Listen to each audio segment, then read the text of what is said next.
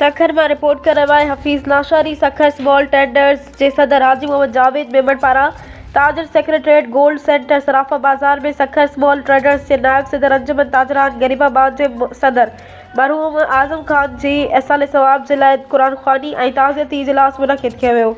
इजलास के खिताब करते हाजी मोहम्मद जावेद मेमण और बेन अगवाड़न जो चवण हो त मरहूम मोहम्मद आज़म खान पंहिंजी तमाम तर ज़िंदगी वापारी बिरादरी के फिलाह और बहबूद और वापारियुनि के इत्तेहाद और यकजहती के लिए वक़्फ़ कई।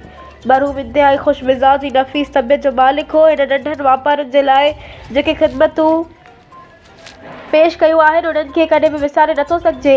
मरहूम हमेशा वापारियुनि जे मसइलनि जे हल अवामी ख़िदमतुनि जे कमनि में मसरूफ़ रहंदो हो। कुरान ख़्वानी में ताज़ियती इजलास में सखर स्मॉल ट्रेडर्स के सरपरस्त आला हाजी गुलाम शबीर भुट्टो, जनरल सेक्रेटरी मोहम्मद आमिर फारूकी, खुर्शीद मिरानी, अब्दुल कादिर शेवानी, गुलाम मुस्तफ़ा फुलपोटो, बाबू फारूकी, महबूब सिद्दीकी, आज़म आराई, डॉक्टर सईद एवान, जावेद मेमण, सैयद उमेर शाह आई ॿियनि शिरकत कई।